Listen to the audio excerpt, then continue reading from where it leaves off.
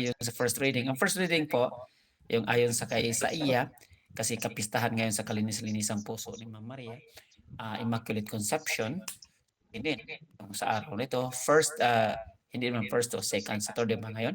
Second Saturday, no?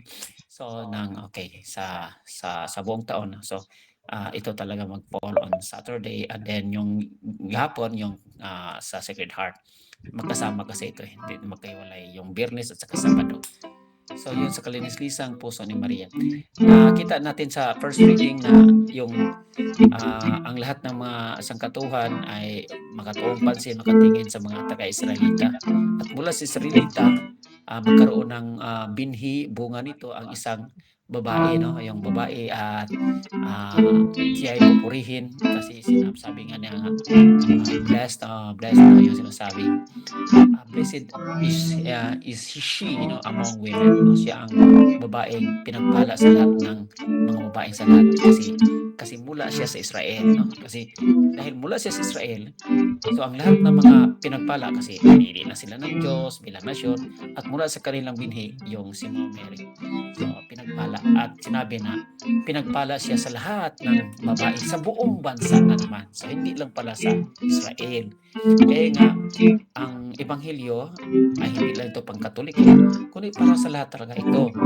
Sinabi na natin previously na ang ating pagbasa sa Biblia o sa sekta denominasyon, hindi talaga nila ipagkait o anong tanong, isantabi na magsabi sila na, ay hindi ako kasama dyan, Ma'am Mary. Hindi po. Kasama po tayo kay Ma'am Mary. Lalo na kayong mga babae o lalo na tayong buong sangkatauhan na pinagpala yan sa lahat ng babae, pinagpala yan sa lahat ng sakatuhan si Ma'am Mary. Okay po? So, importante yan. Kaya nga, ay, hindi ako kasama, hindi ko yan mama. Ay, hindi po, hindi yan. Kasi nagpupuri nga pupurihin natin yan sa mga Katoliko, pupurihin din yan sa mga nagbasa ng Biblia na tama. Kasi, halimbawa lang, no? Siya ay babae, nasa sekta denominasyon siya, nakabasa siya sa Ebanghelyo na to. Ay, pinagpala pala, pinupuri pala sa lahat ng kababaihan. Paano na yan? Paano matupad sa'yo ang pagbabasa mo sa Ebanghelyo? Kasi sekta denominasyon ka at inayawan pagpupuri sa kanya. O, di ba? So, hindi pala pang Katoliko lamang. So, kailangan maintindihan ito. Sana maintindihan. So, sige lang po. So, mas lalo natin naintindihan ito nga, pinagpala kasi sa buong babaeng lahat, walang exemption sa lahat ng sangkatauhan, hindi lang ito pang Katoliko, pero more sa atin po kasi naintindihan natin ito. Okay po, salamat tayo dyan. Ulitin natin yung Isaiah 61, 9-11, na sa verse 10, yon yung sinasabing, the seeds, no, will come out from that seed, talagang will be adorned. Yung ibig sabihin, lahat-lahat na po ay mapapakita ng Diyos ang kanyang kadakilaan. So, sa kanyang kapangyarihan, lahat-lahat na yan. Mga kagandahang loob, hindi lang sa Israel, kundi sa buong sangkatuhan. So, talaga, no, yun ang sa first reading. Ngayon, dadalhin natin kasi sa kapistahan ito ni Mary, kaya nga, inangkop inaayon yung Lucas chapter 2. Di ba? Yung sinabing, ano bang nandyan sa, di ba sa ating rosary, nandoon yung, pag ilang mystery ba yan, sister? Sa joyful mystery ba yan? Yung itong Luke chapter 2 na ito? 41, 51. So, pag ilang mystery ba to? Yung sinasabi, joyful, no? Pag ilang mystery sa joyful to? 4-5. 4, no? Yung sinasabing, yung pag-search, yung paghanap, no, ng isang parents, okay, isang parents, mama, papa, sa isang anak na nawala, paghanap, tapos nakita, na ibig sabihin natagpuan na naman, at the lost and found, nyo kasi nawala, hinahanap at nakita. Doon pa sa templo. Doon pa sa templo. So, makita natin kung ating babalangkasin dandahan na yung unang-una, yung nawala. Yung pagkawala. Una talaga, pagkawala talaga. So, yung pagkawala niya, wow, hanapin talaga agad. No, it's natural. Sa atin po, na-trace natin agad kung saan ka galing. Saan yung pinaglakbayan mo, saan yung, halimbawa, malaglag ang yung pirasong pera o maraming pera. Saan ako galing? Saan ako nagmamarket? Yung mga ganyan. Babalikan mo yan. Babalikan. So, itong mga pagbabalik kasi may nawala. Kunjara, so, magandang pag-trace, no? Ang very psychological at saka spiritual dito, maganda ito. Kasi may nawala, okay, may nawala. Yung, yung nawala kasi importante. At hindi lang importante sa parte ni Jesus, kay Maria, ay anak ito. Okay? So, para sa atin, okay, madisturbo ka man kasi may nawala, hinanap mo yung cellphone, naiwan, lahat-lahat. Kasi mahalaga eh. Mahalaga, bagay lang yan. Ano pa kaya itong person, relasyon, anak? Grabe, grabe ito na pagkawala. So, wow.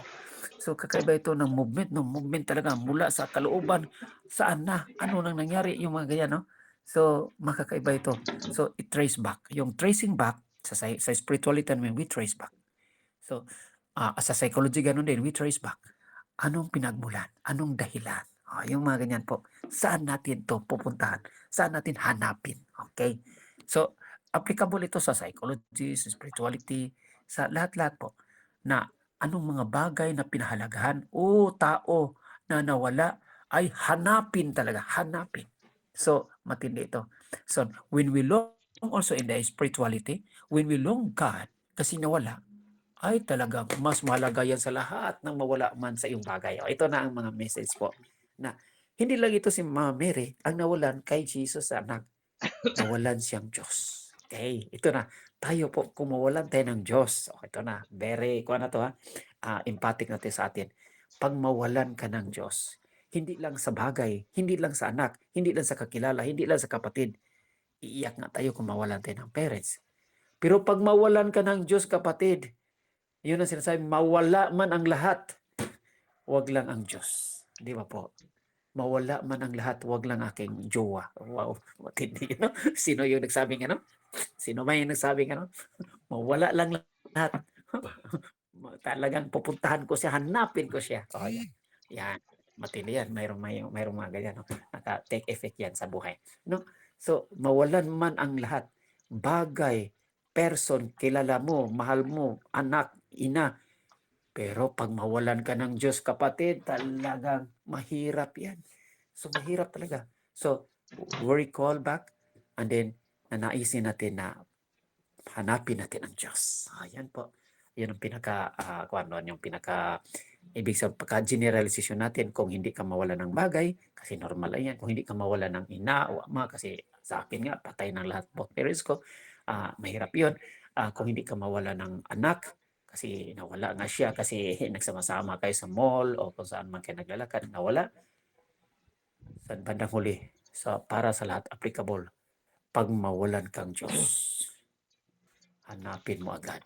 And then you trace back, tapos kikilos na magpakumbaba, ibig sabihin magsisisi po. Aaminin kung saan man tayo nagkamali at ang Diyos po ay babalik. At hindi naman babalik na siya ay lumayo, kundi nandyan lang siya.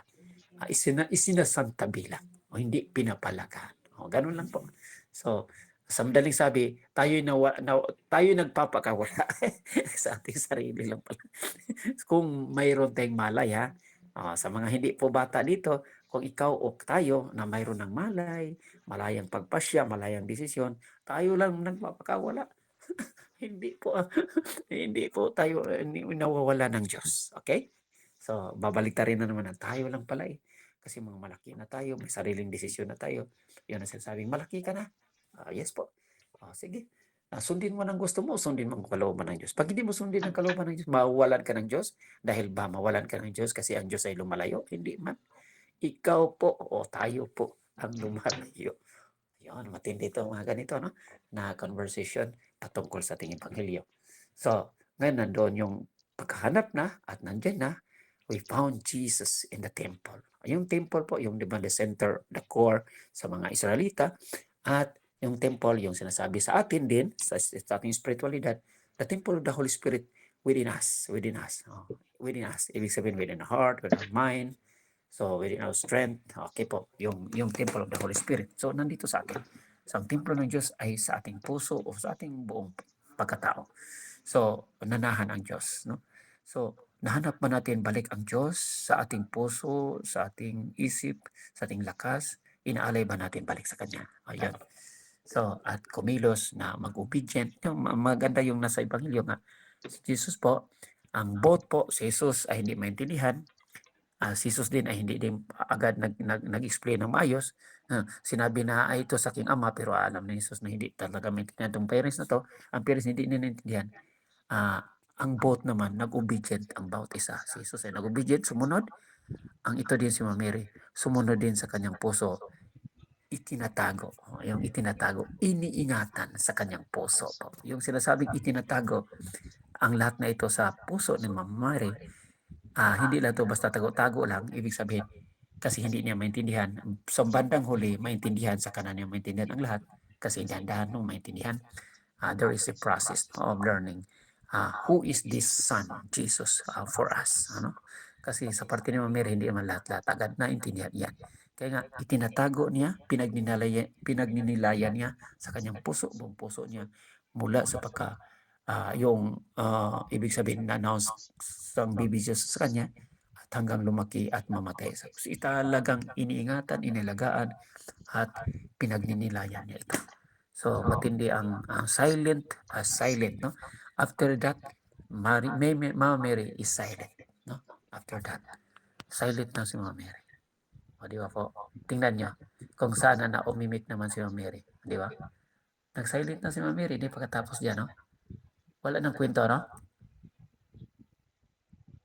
Si Saint Joseph ay talagang matagal na. Hindi pa pinanganak si Jesus, wala nang kwento. Doon lang sa dream, ano? Wala talaga kwento, wala wala sinabi. Doon lang sa dream na alagaan mo itong anak kasi ito ipapanganak talaga ayon sa kalooban ng Diyos. Yun. So pero sa dream pa, ibig sabihin hindi nagpaparamdam. Ang tawag doon? Dream. Ano bang nag-dream? O ipinapa? Ano yan sa English, sister? Yung sa Tagalog? Pinapabot. Pinabot lang sa dream? Ano yan? Panaginip po, panaginip. Sa panaginip lamang. So, ibig sabihin talaga, no, na vision ni Joseph at wala siyang sinabi. Dito kay Mary, tingnan nyo, dito ba, pagkatapos nito, wala na. Wala nang say, no? Wala na siyang say si Mary, no? Babe, yung may invitation doon sa Cana. Sa invitation sa Cana lang yata, may say pa, no? Yung the first miracle. Kasi lumaki na si Jesus. Pagkatapos, yung mamatay na si Jesus, yung naghanap, pero wala na eh. Wala nang salita si Mama Mary, no? Silent na, di ba? Yung pag-iingat, pangalaga, yung pagninilay niya sa salita ng Diyos, sa salita ng kanyang anak. Yan, importante ito. So, matindi ito sa atin po. Pinagkaloob ng Diyos ito para sa atin. Yes, Viene tutto, ma io non so cos'è questa cosa. Io penso che è tipo la garanzia. vabbè, io scrivo No, qua. C'era. La presa pure per il Saglit! Sì, sì, è ancora sigillato, capito? C'è il tappetino, c'è tutto. Ay, pasok na, pasok! Pasok muna, pasok! Okay. Pasok dito, pasok! Pasok! Ayla! Yung, di ba marami Ayla! natutunan? Yung Ayla, pasok! Pasok! Pasok, pasok! Pasok! found, being obedient, being reflection, nagre-reflect, no? Being reflective, no? Sa mga pinagninilayan, then being silent, keep in a heart, yung itinatago, ingatan. Ika muna, ha? Okay. So, ano pa? Meron kayong learning dito sa ating ibang Hindi ko mabuhay. talagang lahat ito at pinagmumodelo talaga natin si Mama Mary sa kanyang kalinis-linis ng puso. Kasi yung nag-uusa siyang anong tawag doon, tinanggap niya ang yes to God. Yung yes, yung sinasabing fiat Hindi, online. voluntas tua. Your will be done, Lord, according to your will. No? According to His will. So, masusunod ang yung the same word niyan nga sinabi ni Jesus. Hindi ko kasi Susuko maitaas ako, surrender. I surrender. After nga in-explain ng angel Gabriel, di ba? Yung isa doon na lang. And then, your will be done. Di ba? Ganon din si Jesus, di ba? Yan, Yung salamat. bago siya namatay sa cross, Ay, glory to God. bago siya doon sa Garden of Salamat ang Gethsemane, marami. 3 times, nagdasal siya, natagpuan, natulog ang mga apostoles. Tapos later on, ano tawag doon, lumuha, tumulo, pinapawisan siya ng dugo kasi dahil sa lubhang kasakitan na yung naramdaman na mamatay siya ganun sa krus. At ano tawag doon, magpapasyon siya. Talagang at the end nagsabi pa rin siya, susuko ako. And I'm saying to God the Father, your will be done, Lord. So the same na salita ni Mama Mary, no? Sa iyong masusunod. Tapos lahat ito ay nininilayan na lang. Nagpi-pray na lang sa loob-loob ng bawat person, sa bawat isa sa atin po, nanatili na lang tayo na kung anumang experience mo sa Diyos, kung anumang experience mo sa mga misteryo na Mama Mary, apparitions, o anumang nakikita mo, pinagnilayan mo lang ito. Kung anumang happiness, joy, kasama mo ang Diyos, Ano na naman? pinagnilayan mo ito. Kasi doon mo makita na itong lahat Oo ng mga na. bagay, anong tawag doon, pinagsama-sama mo, isinulat mo sa iyong journal kung mahilig kang sumulat. Sumulat po kayo. Sulat niyo yung mga Diyan ka lang. pagkiki, mga kasiyahan, at doon kayo pinalakas ng Diyos. Kasi balang araw magsiserve din yan, magsilbi yan na, okay, sa panahon na ako'y mahina, pinalakas ako ng Diyos dahil sa experience ko Good. na ito. Sa kanya niya ako inaakay, sa kanyang piling, mabalik ako sa kanyang kalinga, yung mga ganyan po. So nagpapa-encourage yun sa atin. Balik po na lahat ng pinagninalayan natin, very important yan, hindi lang yan bagay, person iyan at person ng Diyos iyan. So kung siyang mawala, paano na ako? Kung siyang mawala, paano na ikaw? Paano na tayo sa komunidad? Kaya nga, pinapalaga natin ang presensya ng Diyos sa ating pagkikinig, sa bawat isa na pagbabagian mula sa Ebanghelyo, mula sa salita ng Diyos. Pinaghirapan natin ito. Pasalamat tayo sa Diyos na nagninilay tayo sa buong mag-araw, mula sa umaga, papasalamat, paggising, papasalamat, hanggang sa ating pagtrabaho. Lahat ng blessings, protection ay mapapasa atin palagi. Maraming salamat po. Purihin ng Diyos. Amen. Glory to God. Sige po mga kapatid. Pwede na po tayong magtanong kay Brother Ike.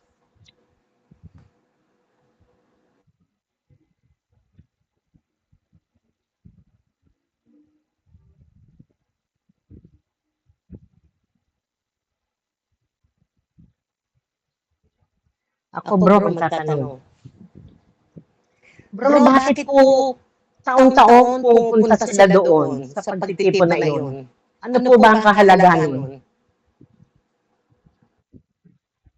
Ito din, isang importante din to na bagay na yung sinasabing kaugalian sa kostumbre. Okay, yung kostumbre po.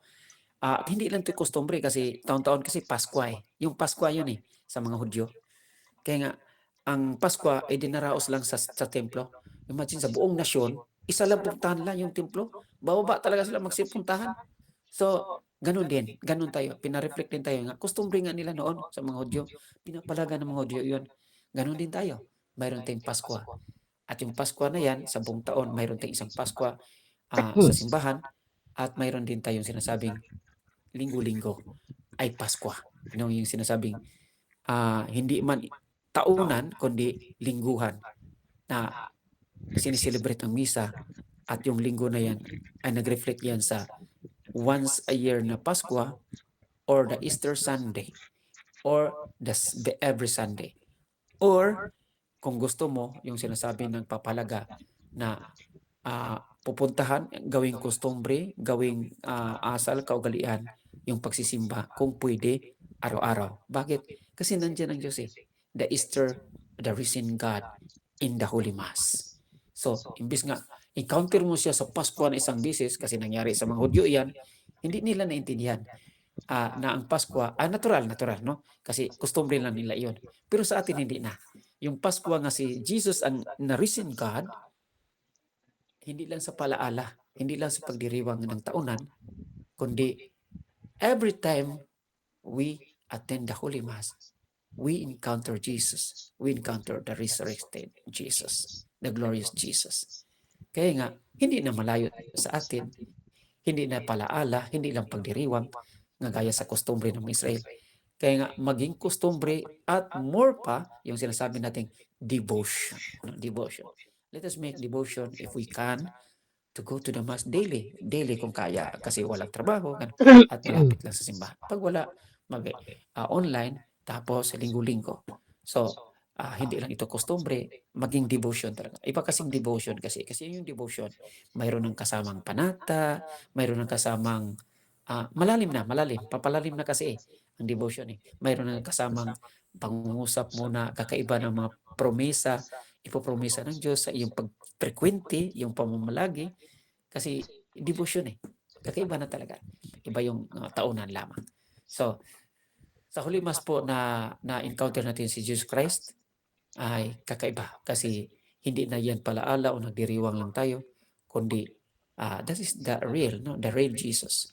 The real Jesus, though in the hidden piece of bread, although in the hidden anong tawag yung piece of liquid, yung the wine. Kahit na nakatago si Jesus, after the consecration, after the praying of the priest over the gifts, the wine and bread, sa loob ng misa, ay naging real Jesus. Body, blood, soul. Ano yung apat na yan? Body, blood, soul, and divinity. Yes po, yung apat na yan. Na ang pagka-real Jesus sa kanyang pagkatao, kasi glorious Jesus, mayroon pa yung blood din, mayroon pa rin yung katawan kasi napakita naman si Jesus after resurrection na may blood at katawan, at sa kanyang pagka-Diyos at sa kanyang kaluluwa. So buo talaga yan. That is the real Jesus. Ano? Kakaiba talaga yung the real Father in heaven. Kasi si Father in heaven, wala namang body, wala namang blood.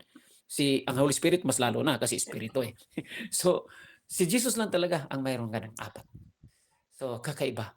Kaya nga, maraming nagsabi na ang mga na-miracle yung humihingi ng mga miracles, hindi sila napunta sa iba't ibang, mayroon din na mga pilgrimage, yung santuario, yung sinasabing apparitions ni Mama Mary, o kung saan yung mga santo nagmi-miracle. Hindi sila napunta dyan, kundi ang miracle po, the greatest miracle, every day kung every day man, every Sunday kung every Sunday man, doon nila nagkukuha sa Eucharistia. So, yung pag-attend sa Holy Mass, marami silang hiningi na the greatest miracle sa kanilang buhay. Hindi man lang napunta sila sa malayo o napunta sa Israel kami mga. Pero pag nasa Eucharistia ka, ipinapangako ng Diyos na magkaroon ka diyan. So, matindi yan. So, maraming mga miracles. I-discover mo yan o discover natin at isulat mo kung anong mga miracles yan. Pag ninilalayan, you keep this in your heart. No? Para yun, yung kung anumang nakatago, iningatan sa iyong puso, madala yan. Na hindi lang yung dinadala na mga kabigatan, kundi yung dinadala mo na si Jesus. Ang siyang nagtagumpay sa lahat ng dala-dala mo sa buhay. Oh, yan po. So, matindi, no? Salamat, sister, sa kaugalingan sa kostumbre nito, na hindi lang kaugalingan kostumbre, sa atin po ay sinabing tradisyon, holy tradition, at naging devotion. Okay po? Yan po. Maraming salamat, sister Violeta. Sige po mga kapatid. Sino pa po ang magtatanong?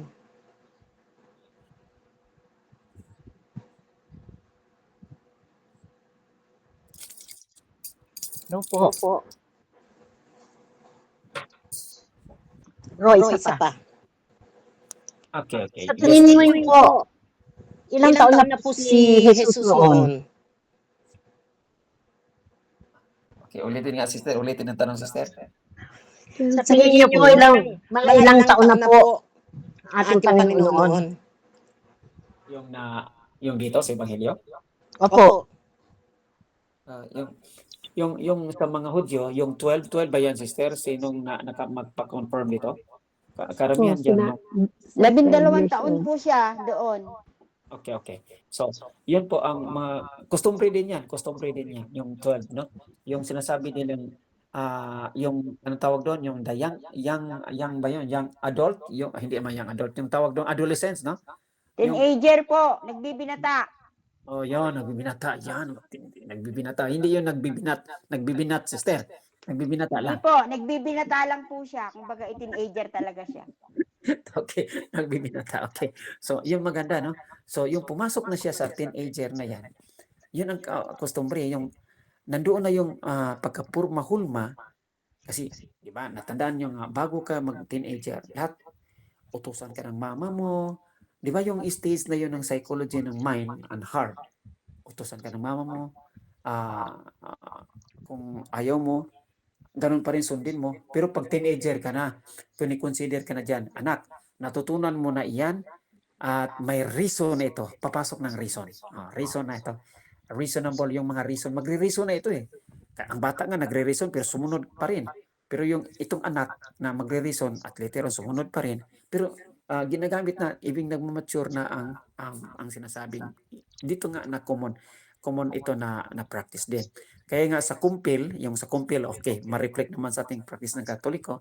Ang kumpil po, in-admit after ng first communion, yung mga normal na edad lang.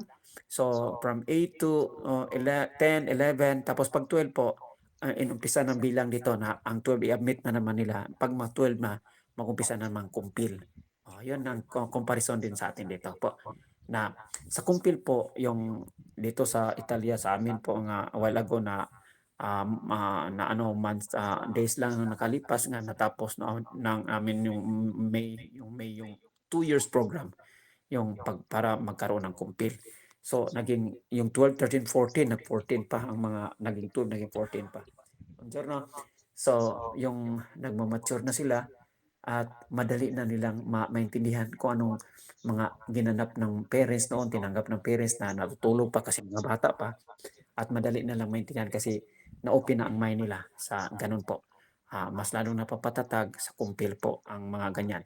Kaya nga, yung after ng kumpil o during ng kumpil na celebration, sila na pwede nang bumasa. Okay. Pwede nang bumasa sa readings po. Ang teenager na nga sa kumpil na yan, pwede na silang bumasa sa readings. Ayun, matindi yun, no? Kaya nga si Jesus, pwede na siyang pakinggan doon sa templo, pinapakinggan, halubilo, hindi naman nakipagdebate yata, kundi nagbibigayan, no? Nakikinig sa mga sacerdote, sa mga leaders. So ganun din ang mga nakumpilan, ganun po. Pwede na siyang isama sa prayers, prayer groups, lahat-lahat. Yung mga ganyan. Kasi naipatatag na sa kanyang isip damdamin kung ano mang hindi pa niya na hindi niya na actual natanggap kasi bata pa siya noon yung nabautismuhan. Okay? So, common lang yan, maraming practice customary sa Hudyo na ginagawa din sa Katoliko. Kasi natuturuan tayo o naging salamin ang unang simbahan na Hudyo, kasi unang simbahan yon, kaya nga ang pangalawang simbahan yung kay Jesus, no? Na Jesucristo na tayo, hindi lang maiwan sa Hudyo. Pero ang maraming naiwan ng Hudyo, kaya nga naiwan sila sa paghintay ng Mesiya. Pero tayo, na-transfer na tayo sa Kristiyano, na panampalataya kay Jesus na, kaya nga wala na tayong hinintay ng Mesiya, nandito na sa atin. So, purihin ng Diyos po, yung stage lang yan. Maganda yung stage na yan ng mga edad. Sige po mga kapatid, tanong ulit tayo. Hello po.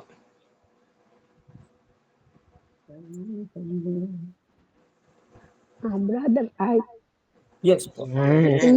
doon po sa ating caster, di ba nagpaiwan si Jesus tapos nag-alala ang kanyang magulang. So binalikan at natagpuan. Bakit hindi po nagpaalam si Jesus sa kanyang mga magulang? Kaya siyempre mag-aalala siya, pabalikan, kaya natagpuan.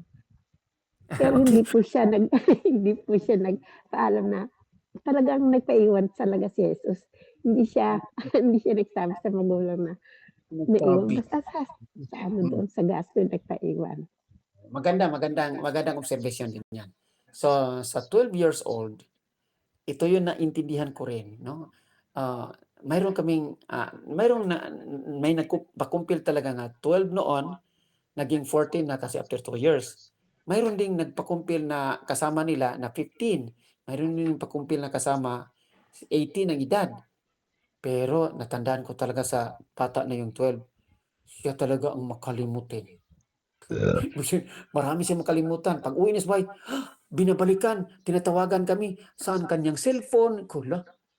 Pero yung iba, pareho sila nagdala ng cellphone, di ba? So talaga, oh. So ito si Jesus, umiiral talaga yung pagkabata niya. Bata talaga. Kung ipalagay natin, ibig sabihin, ng ating ipalagay yung ang kanyang katayuan bilang tao. Ganun po.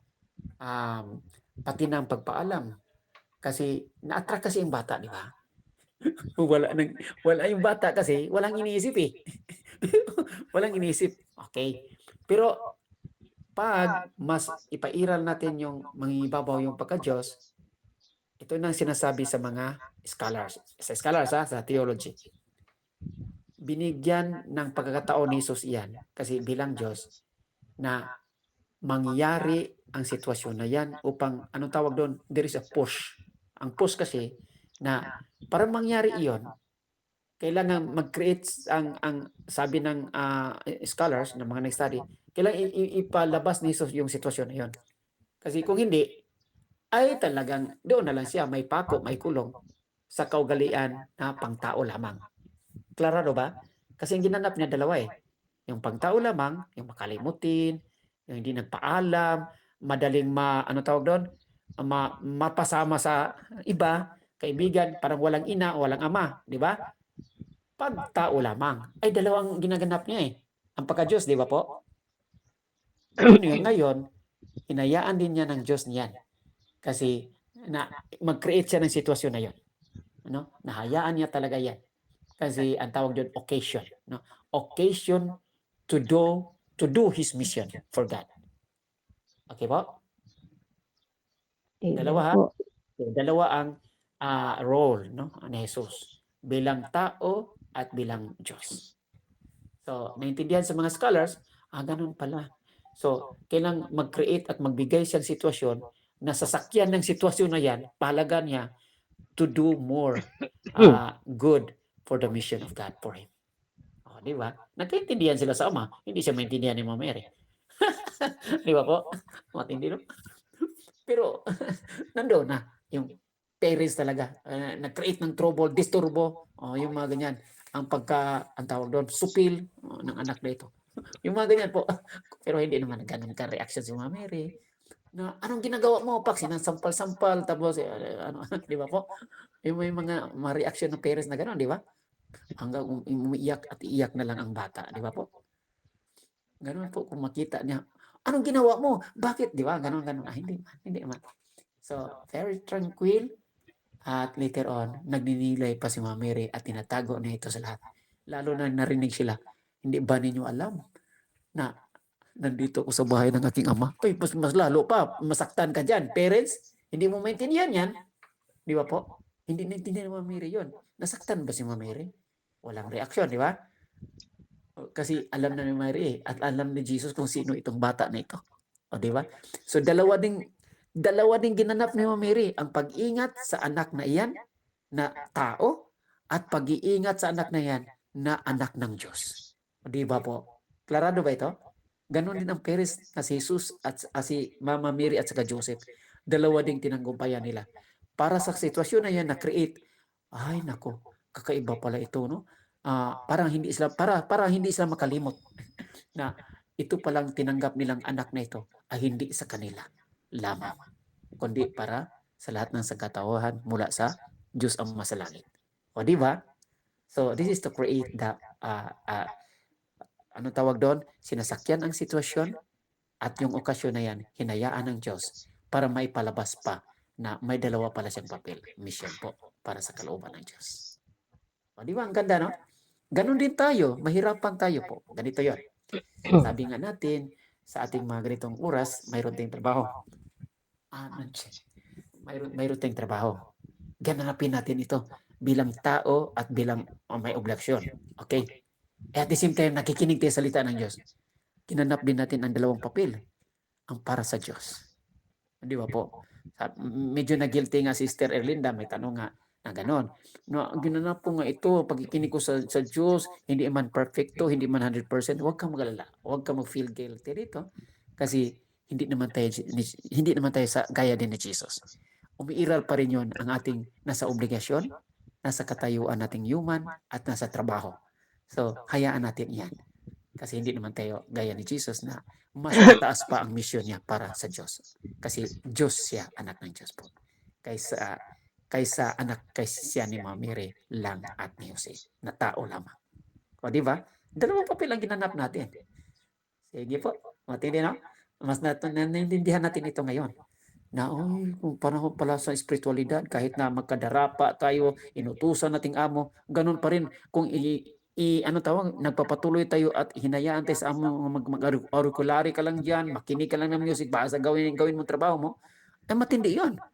Di ba? Dalawang ginanap natin, hindi natin nakinig ng music, kundi nag-headset lang tayo kasi ibang pinapakinggan natin, salita ng Diyos na for other role ng ating papel para sa espiritualidad, para sa misyon ng Diyos, para sa kalooban niya na mas lalo nating maintindihan, di ba? Sa ating ginagawa.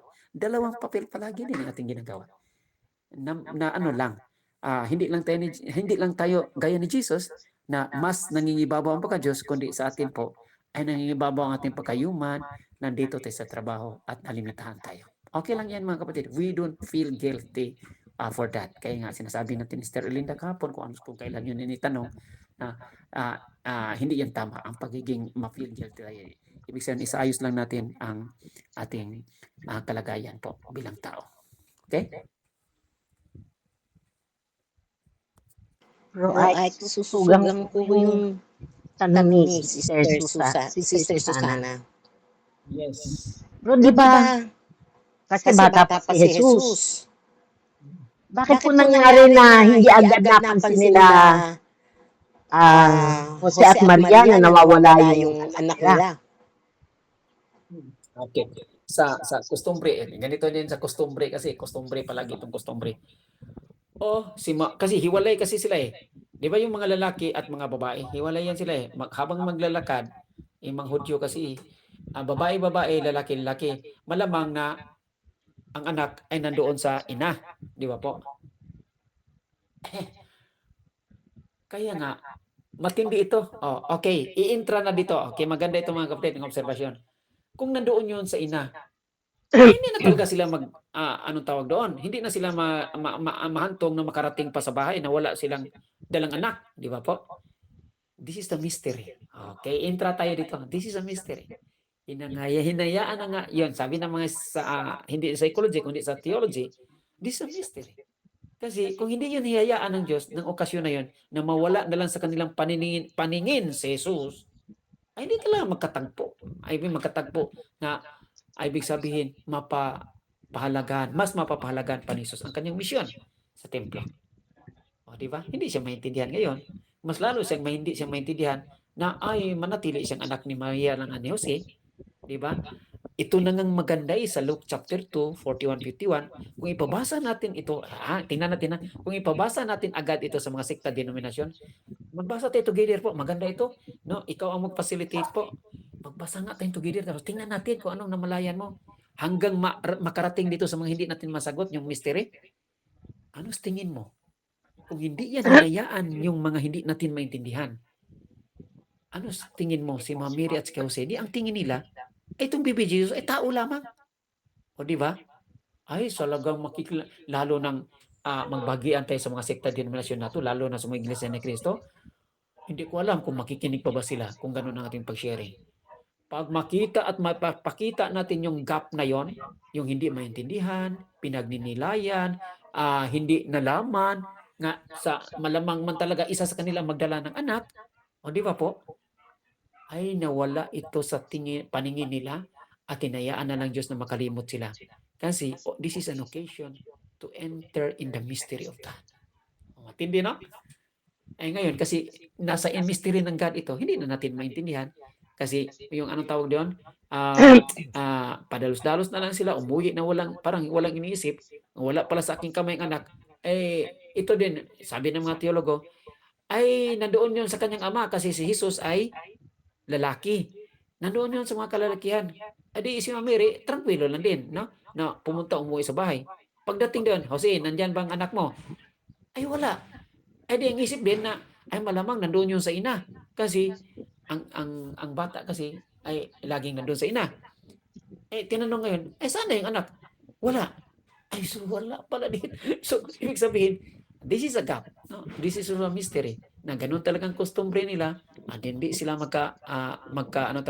mahalata sa bawat isa na wala pala silang bitbit na anak. So, this is a mystery. And God provided that occasion, that time, so that there there would be, ang tawag doon, the exit, no, of the following of the will of God, no? Yung the mission of Jesus more than his humanity, but more to give space and sense na siya ay anak ng ama niya sa langit at nasa bahay siya ng ama niya sa langit. Matindi, no? Nasa templo siya. So, kung gano'n nating mga pag-sharing, ay hindi talaga pagdebate. Tapos hanggang matanong about isa, ano sa tingin mo? May mga masagot tayo bilang human. Pero bilang human, di intra na iyon sa mga mystery. O, di ba? May mystery pala ang buhay ni Jesus eh. Kasi may gusto siyang mas papahalagaan pa. Ang ama niya sa langit, kasi hindi lang siya ama ng sa lupa, anak ng nasa lupa. Ang lugar niya sa templo, kasi hindi lang bahay ni Mama Mary, kundi bahay niya sa templo na yan. Matindi, no? So, matindi mga kapatid. Brother Ike, Yes, sir. Okay. buongiorno. Ah, magandang umaga po sa lahat. May tanong din ako karugtong sa kanilang mga tanong. Di ba from the very beginning, nung angel pa lang ay nagsabi na kay Mama Mary, so nandun na nagsimula. At bakit until now ay hindi pa rin nila maunawaan? Okay. So, ang tanong ko, kailan ni Jesus alam na siya ay anak ng Diyos? Nag-start siya na, di ba sa 12 years old nga nasabi, nag-start siya para magturo. So, kailan niya alam na siya ay anak ng Diyos? At bakit hanggang sa 12 years old ay, anong tawag dito, ay hindi maunawaan ni Mama Mary or ni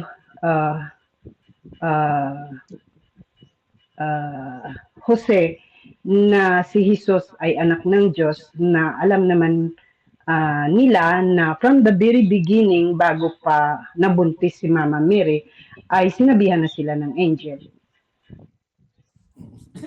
Maganda din yung tanong. Maganda din yung tanong. Maganda din yung tanong na yan, no? Imagine,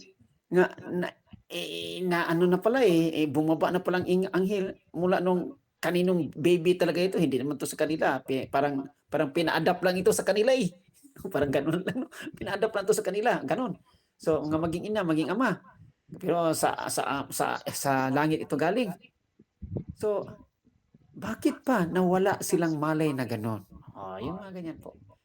So, hindi naman nawalang malay, kundi kaya nga mayroong clue dito, dala-dala nila sa puso nito kasi there is a stage of one's life, okay? Generalization ito mga kapatid. There is one stage of our life na marami ting hindi naintindihan sa ating sarili lamang. Sa ating sarili muna, sa pagkatao. Mas lalo na kung may nakakabit na ibang person. Okay? Mas lalo na naintindihan mo nga kasama ko ito ay hindi ito sa akin. At later on, mawala ka kasi normal na kasi, parang familiar na kasi at natabunan na lang. Yung sinasabi nga, we sent many messages, parang ay wala na akong naintindihan at wala na akong nalaman. Nawala na lang sa aking paningin.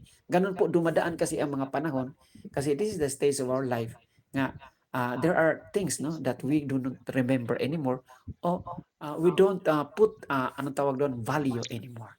Kasi normal, familiar. Ganun po. Ito yung sagot sa stage ng buhay lang ito. Pero, okay, dito na naman sa pangalawang papel, yung sinasabi, naintindihan naman nila na mula ito kay God, yes po, yung mga ganyan. Kaya nga si Jesus bilang God o bilang si Father o Holy Spirit, palaging nagsabi, ipaalaala ko sa inyo araw-araw sa inyong buhay. Okay, sa magitan ng Espiritu, banal, ang katotohanan na dapat pang ibunyag, okay, ipahayag ng Diyos sa pagitan ng Espiritu. Ipalaala ko sa buong buhay ninyo. So, ibig sabihin, ay kailangan talaga. Kasi ang tao po ay malimutin. Talaga. So, nandiyan na trust ako. We are really accompanied by the grace, the power of God to let us remember because we are too. Anong tawag doon? Mayroong mga, tawag nyo, yung mga tornilyo na madaling makalimot. Yun lang, tornilyo lang makalimot. Ang tornilyo kung mabuang na, wag naman. Kasi parang ano tawag, ma-dementia ka na, ma-amnesia ka na, okay, ano pa yung mga yan, mag-Alzheimer ka na, wag naman. So, practice po na memorize things, okay? And remember the past things and bring it into better, no? Ganun po. Para walang dementia, walang Alzheimer, walang ano pa, ma-amnesia pa. So, wala po, okay? So, this is things of our life. Tapos, ganun po, ang Diyos po ang palaging magpa-remember. Kaya nga, sa parte ni Jesus, nagpa-remember siya sa kanyang ina, para nakalimutan na itong ina ko at ama kung sino ako eh. Okay, kaya nga, ginanap niya yung sitwasyon na yan. Ibig sabihin, hindi naman ginulo, hindi naman dinisturbo, kundi dumadaloy na lang sa kusa ang kasaysayan ng human na yan experience na kostumbre, sinasakyan ng Diyos yan. Ginawang instrumento na para mangingibabaw ang maintindihan muli at malaala muli ng kanyang parents na anak pala ito nga yung sinasabi, sa umpisa, anak pala ito ng Diyos, hindi pala ito sa akin. But anyway, ganun po. So, kaya nagninilay na si Mama Mary, iningatan naman niya uli. Pero yung pag-iingat na yun, hindi lang dito po. Dito lang na-mention sa gospel. Pero yung pag-iingat niya mula pa sa yung nag-announce na ang Gabriel. Nag-iingat na po si Mama Mary. Okay. Ibig na ninilay na po. Makalimutin lang talaga. So, tapos si Jesus po, yung sinasabing kailan lang, yung magandang pangalawang sagot sa tanong na kailan lang naman ni Jesus nga siyang anak, ay matagal na. Kasi hindi pa siya anak na siya ng Diyos. So, ganun po. Pero bilang tao, yung stage sa life, nag-intra din si Jesus na yung 12 years old. Kasi doon po nag-mature na yung sinasabing the mind ng isang tao, yung bata, lumalaki na kasi ay talagang maging supil o maging kuryoso o hindi lang kuryoso kundi magtatanong at magsabi kung anong niramdaman niya, kung anong nais niya sa puso. Sa 12 years old po or teenager, yung sinasabi na gano'n. Okay po, so dalawang palaging papel. So this is a question, no?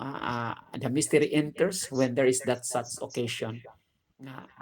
Need in that moment.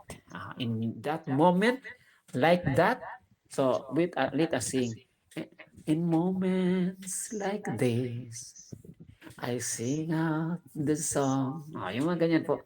Na in moments like this na hindi natin maintindihan, let us sing the song for God. Amen?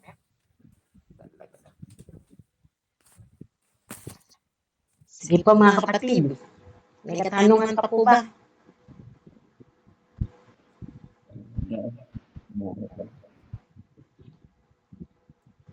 Sige po mga kapatid.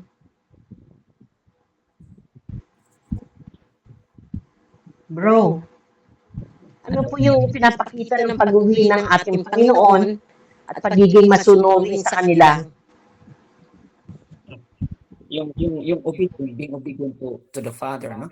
Alalahanin natin na itong being obedient, yung sinasabing customary din, hindi lang customary, kundi 10 commandments, no? Nasa pang-apat na commandments na honor your father and mother. So, doon po ang being obedient.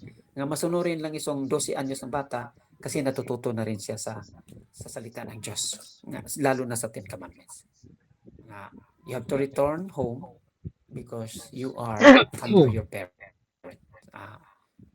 Yung holds of your parents, no? Yung responsibility ng parents at maging obedient ka sa iyong mga magulang. Ganun lang po ang masunurin na anak po. So, naging hindi siya masunurin sa okasyon na yon at nagsuwail sandali para mangingibabaw ang tawag doon, the space, the time of God for His mission.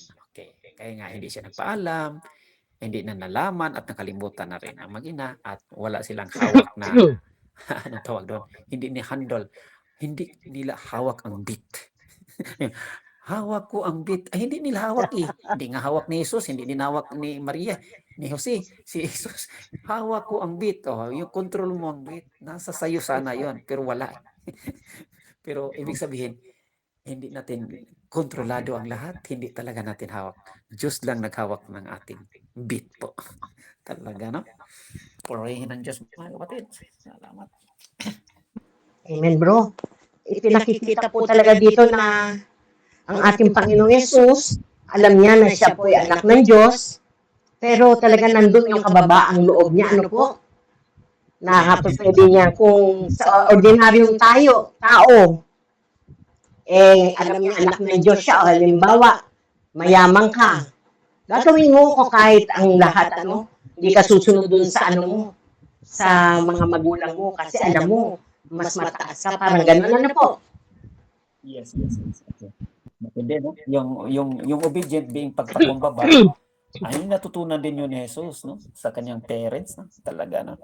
Na magpakumbaba sa kalooban ng Diyos, magpakumbaba sa mga namumuno, sa mga nangunguna at sa mga elders, lalo na sa mga magulang. Ayan. Matindi yan. Tanggapin natin na kailangan pala let us employ ourselves, no, na gamit pala natin ito sa ating kalagayan, sitwasyon, na yung pagpakumbaba hindi lang sa espiritualidad lang pala, kundi kasi may nangunguna na kasi, may namumuno na kasi. So, pagpakumbaba ka na lang, tanggapin mo. So, kahit na anong antas o taas mo ng buhay, mapasailalim ka pa rin dyan kasi hindi ka man opisyal, o di ba? So, ang pagpakumbaba ay siya lang tanggapin at aminin kasi ma-apply din sa ating normal na buhay, no? Hindi lang ito pag-usap na ay magpakumbaba ka sa lahat ng panahon or kasi utos ng Diyos, hindi naman. So, napapanahon talaga kasi hindi mo hawak ang posisyon. Kahit na nakakataas ka, kayaman ka, bumaba ka at magpakumbaba kasi kailangan na mag-humble ka dyan kasi wala ka sa posisyon, wala ka sa poder o wala ka sa pader. Poder o pader. Okay, wabe, nakakatuwaan na lang ito mga kapatid, pero maganda, no? Maganda natin pinag-usapan patungkol. At Brother Ike, dito pinapakita na ibig sabihin kahit yung nanay ay mayroong respeto sa anak, sa desisyon ng anak. Kasi although na hindi nagpaalam yung anak sa kanyang mga magulang, at nung sinabi ng magulang sa anak na bakit hindi siya nagpaalam, nandun pa rin ang respeto ng mga ng magulang sa anak na kahit hindi siya nagpaalam. So, sa reality, kailangan din na hindi lang yung anak ang magrespeto sa magulang, mismo yung mga magulang ay rirespetuhin din yung mga desisyon ng mga anak. Di ba? Salamat po. Maganda din yan. Magandang obserbasyon din yan, no? Imagine yung conversation, yung anak between parents na hindi talaga ma-react, hindi ka mag-react kasi ipalagay mo lang na walang paalam, nakalimot sa bawat isa. Tapos nagtanong, sagot. Yung mga ganyan, simple lang, no? Walang reaction na negative, di ba? Ganda, ganda. Conversation, respeto. Kung ikaw parents, naintindihan mo, huwag mong sampalin agad. Kukunutin pa, anak ko. Patay, pagalitan pa, anak. Nasa publiko pa, ay, naiyak na ang bata. Di ba po? Ganon po. Matindi, maganda yun to.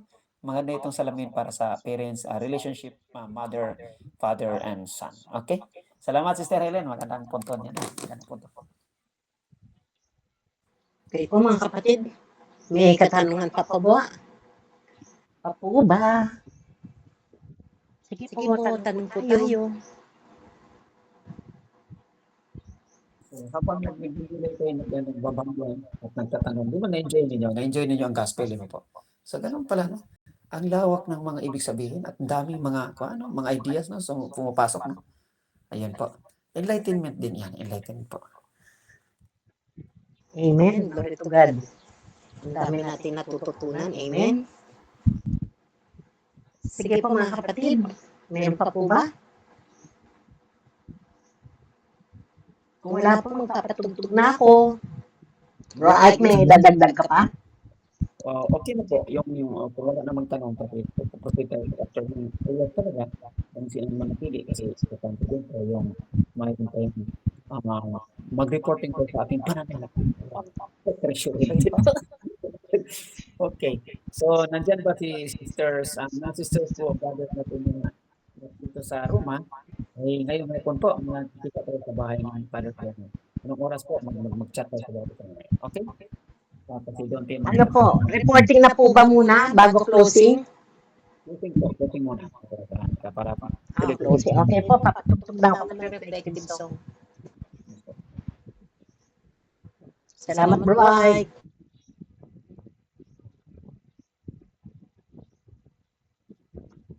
welcome sa lahat. Salamat po.